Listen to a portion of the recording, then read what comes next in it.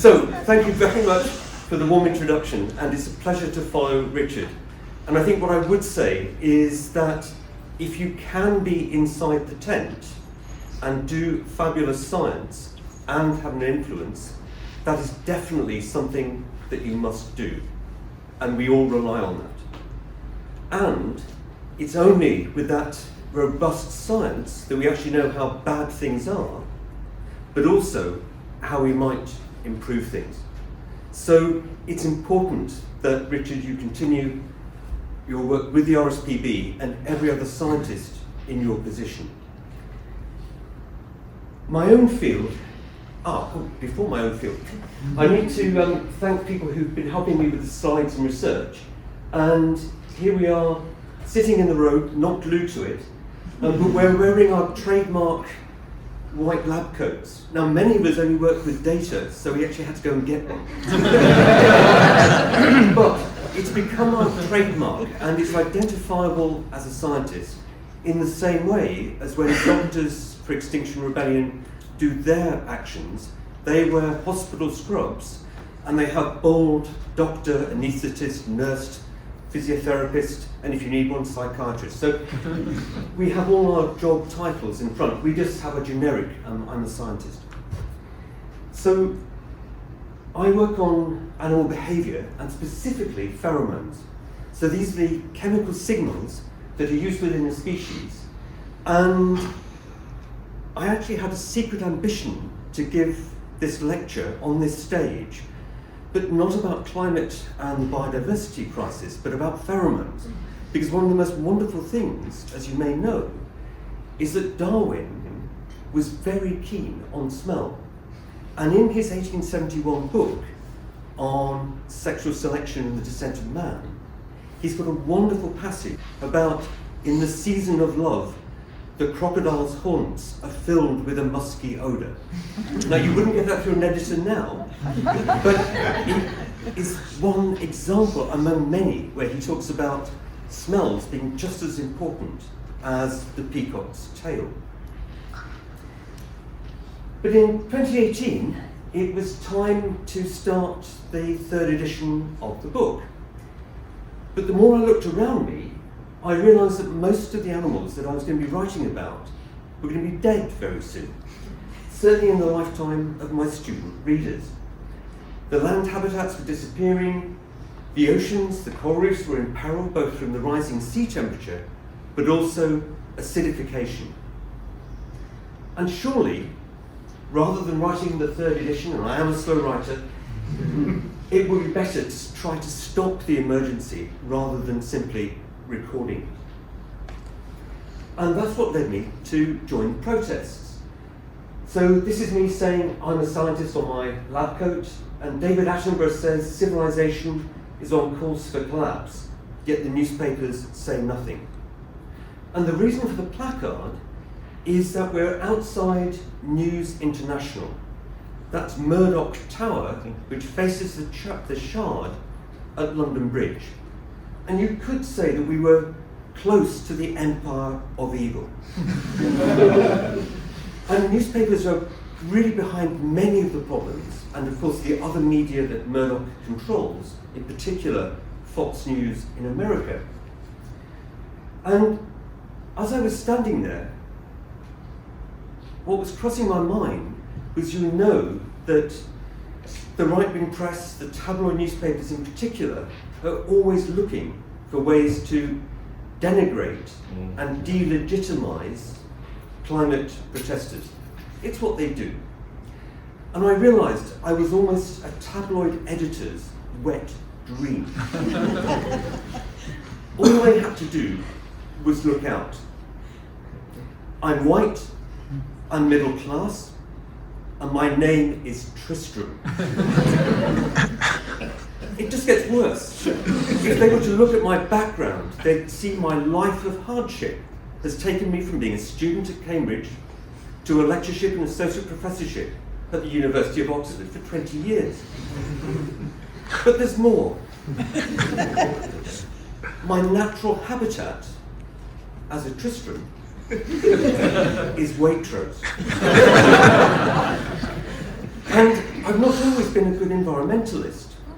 If they were to look back, they would have seen that until recently, all you had to do was offer me a keynote speech in Japan, and I'd be on the first flight faster than you can say fossil fuel. So basically, there are so many things that make me vulnerable. But nonetheless, it is important to protest. So my plan is to outline the emergencies following Richard's exposition, what governments do, why make peaceful protest, and why scientists should too. And I want to leave you considering that we're justified in peaceful protest, that you might want to join them in one of many, many different ways. It's not all about glue and arrest. And that I also hope you'll speak with friends and family more about climate change, and that even if you're not protesting yourself, that you will go and support those protests with donations and words. So we're really down at the bottom on the biodiversity intactness index, which I think comes from this museum, and 41% or so of the UK plant and animal species have declined since 1970, and the decline is accelerating. It's mostly due to habitat loss, but climate change plays its part. And being an ecologist now really just seems to be about writing obituaries for the species as they go. Now, you've seen this slide already. I liked it a lot too. And in terms of sustainable production and sustainable consumption, those will go a long way towards stopping climate change also. And the reason for mentioning this slide is that conservation only is not enough. We also need to repair the planet. Now, this direct relationship means that the temperature effects of emissions can be predicted. Now, I know you don't need reminding about any of this, but it's important for some of the points I want to make. So, temperature rises are very predictable. And indeed, here is a set of predictions from 1982.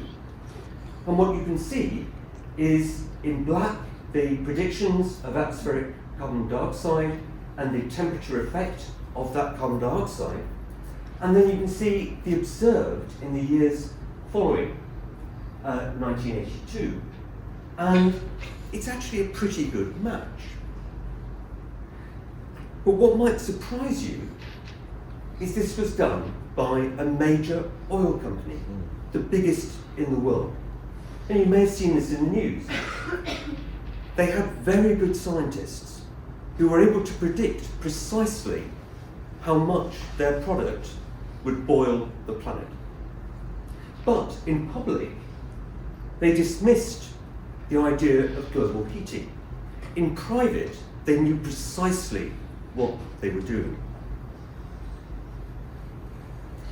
And this leads us to the carbon budget. How much more can we burn and have a possibility, only a possibility, of staying below 1.5 degrees centigrade? And as you can see, we're burning through it at about 1% of the budget every month. Every month. And the resulting temperature rise is simply physics. Kevin Anderson says it's the brutal beauty of physics. You can't argue with it.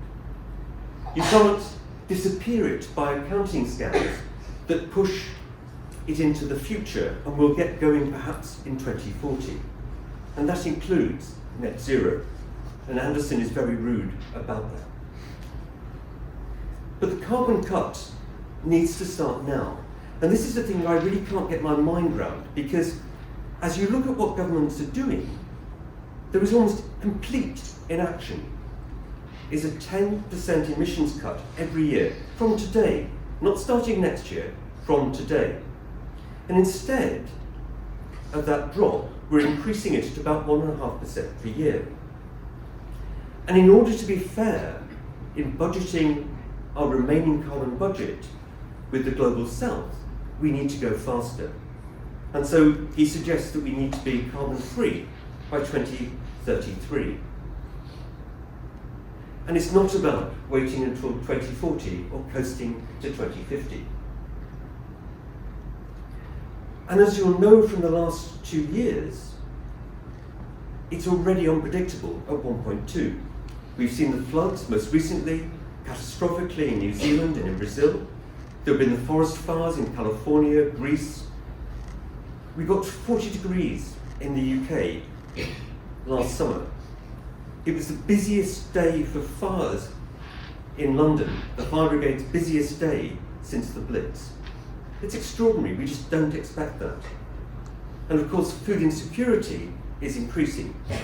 And in the future, it might not be just tomatoes in the supermarkets that are missing, it might be a lot more. And of course, all these effects are very much worse in the global south, with the 32 million displaced by floods in Pakistan and the 22 million at risk of climate-induced famine after 6 years of drought in East Africa. Now, somebody I really admire is Antonio Gutierrez, former Prime Minister of Portugal, I think.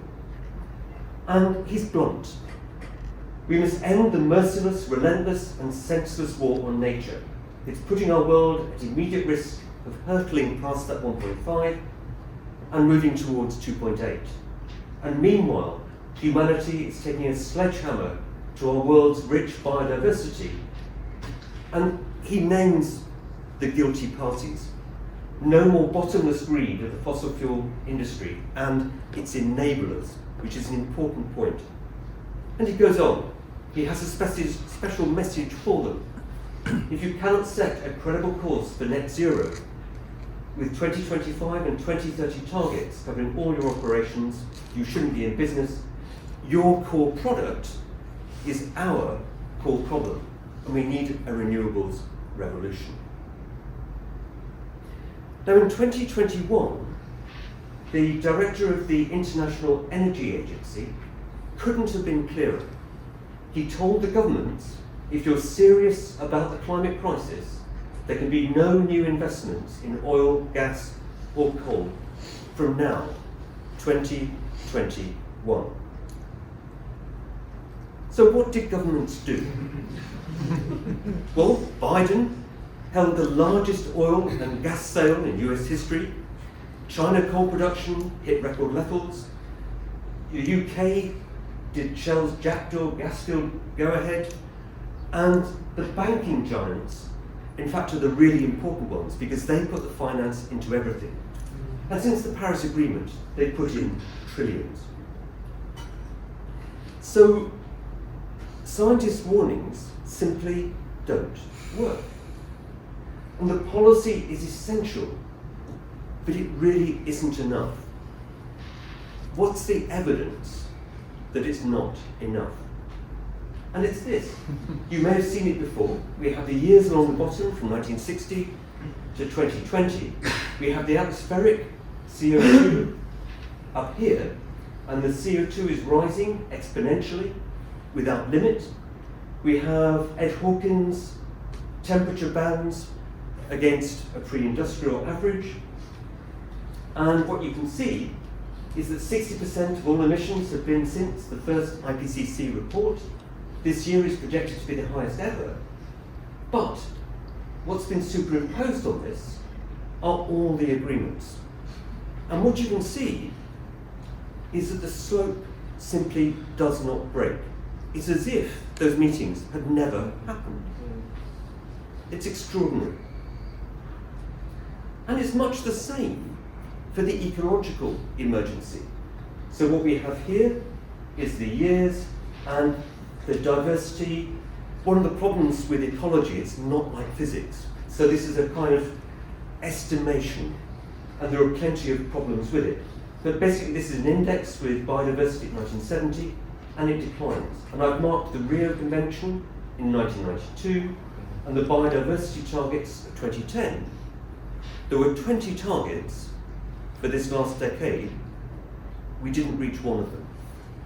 So we really do have a problem in the delivery. So why is there no change? And I think if we were in any other country, we'd simply call it corruption. So scientists go to government with data and information, and that is their theory of change. Lobbyists and corporations go with lots of money. Who is the government going to listen to? Well, actually, what's really weird and distressing is it's not lots of money. So the Conservative parties and MPs have received something like 1.7 million in donations from climate skeptics and fossil fuel interests since the general election in 2019. And that does seem to have been enough to change their policies. So the oil companies get their windfall tax reduced to almost nothing. In fact, because they can invest what they pay in tax in new North Sea oil, and if they do that, they don't pay the tax. But actually there's something hidden here, because it's not just that money.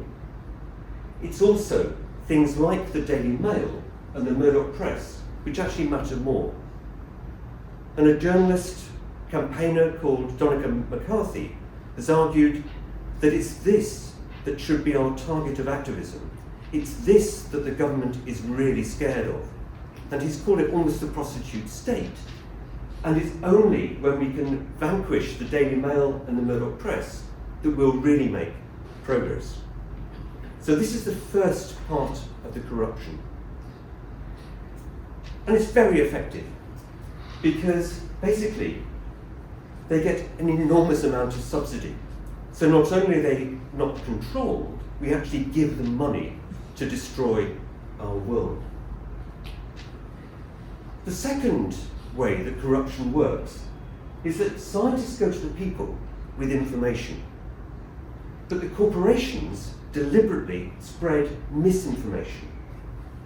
And their strategy has been to deny doubt, spread doubt, and delay any strategy. And it's the one that you'll be familiar with from tobacco. And it worked beautifully. It delayed controls on tobacco. Exxon knew what it was doing. They knew how much they were boiling the world. And there's a wonderful 3-part series that you can catch on BBC iPlayer called Big Oil versus the World. And you'll end that series having a huge respect for the scientists, but contempt for the executives who basically went out in public and said that global warming or heating did not exist. So the public is uninformed because the media don't cover the issues as emergencies. And there was a famous study looking at all the words said on British television in 2020, and cake was mentioned 10 times more than climate change on UK television. Cake was mentioned about 113,000 times. They went through the subtitles, that's how they did the research. What's even sillier is that banana bread was mentioned more than solar energy and wind power combined. But there was a silver lining. Birds were mentioned almost as often as cake. So they hit 97,000 mentions. But climate was only mentioned about 12,000 times. It is basically, I think, probably just down to Bake Off, but we just don't talk about it. And what this means is we're very well informed about cake, but we don't know that much about climate change and how serious it is in the short term, not the distant future of 2050. And if the public doesn't demand change, then politicians don't deliver it. And the only thing that really seems to cut through is an action like this. This was, of course, in the National Gallery. That's tomato soup thrown onto Van Gogh's sunflowers. I only wish I could say that Phoebe Plummer on the left is a scientist. But we can't claim her. She's an art historian and she knows what she was doing. The painting was very well protected. But it cut through the media in a way that nothing else seems to have done. And I've had quite a number of conversations with friends who happen to be bankers, disagreeing about the soup, but actually having a moment to talk about climate change when we wouldn't have done otherwise. It really has become a topic of conversation. And this really comes to the the focus, the nub of it. Greta sums it up as, I want you to act as if you would in a crisis. I want you to act as if our house is on fire, because it is. And I think it's that sense of urgency which is actually not part of any of our lives. I go to the supermarket, I go through my life, I spend far too much time on Twitter. It's as if the crisis simply isn't happening.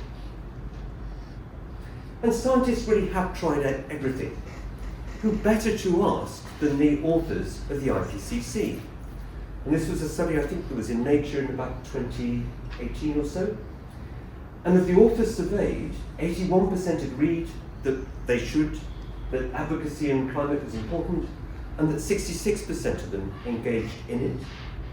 And in a bit more detail, what kind of advocacy did they engage in? They promoted science through speeches, publications, they contacted lawmakers, they signed endless letters and petitions, as everybody in this room has. They even participated in demonstrations, a quarter of them.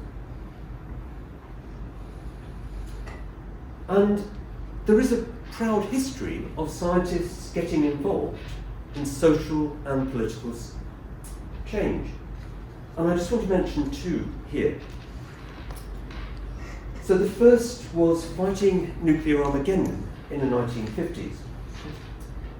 So days after the Nagasaki atom bomb had been dropped, the leading philosopher Bertrand Russell had written, "The prospect for the human race is somber beyond all precedent. Mankind are faced with a clear-cut alternative. Either we shall all perish, or we shall have to acquire some slight degree of common sense. A great deal of new political thinking will be necessary if utter disaster is to be averted." And I only came across this recently, but what really struck me is this could have been said by Antonio Gutierrez at the United Nations, or by any scientist or politician now describing our situation. It describes it beautifully. A nuclear physicist, Joseph Rotblat, was concerned by the development of the H-bomb and the way that things were ramping up in an arms race. And he contacted Bertrand Russell and worked on a test ban. And that resulted in 1955 in the Russell-Einstein Manifesto calling for an end to the arms race, ultimately leading to the partial nuclear test ban treaty. Signed by 10 Nobel laureates, leading from the front. It included Einstein. And so far as we know, the letter giving his signature an agreement to be part of that declaration was his last act just before he died. And in fact, there's a story that Bertrand Russell had been to see him in Princeton. He came back to Europe, and on the flight, the pilot said, "Einstein has died." And he thought, we're sunk, because Einstein is the most famous scientist, and without him, we will lose a lot of influence. But when Russell got back to his hotel, he found that in the post had been Einstein's signature. So he was able to open the letter, and there it was. So that's why we know it was his last letter. Rotblat was given the Nobel Prize, Peace Prize in 1995, and he observed that the idea that scientists should take an active part in world affairs was evidently approved by public opinion. And that should embolden us when we're thinking about how far we should go along the line of activism. The second example is how we got to the Montreal Protocol to ban CFCs. So Sherry Rowland and his postdoc discovered that each CFC molecule from aerosol cans and other sources was going into the stratosphere and could destroy the ozone layer, and that hole was developing. But Sherry actively campaigned to get change. The industry, which had a lot of influence on Congress, was not happy. Sherry really had to campaign, and he was ultimately successful. But what he said in his Nobel Prize speech was this: what's the point of having developed a science well enough to make predictions if, in the end, all we're willing to do is stand around and wait for them to come true?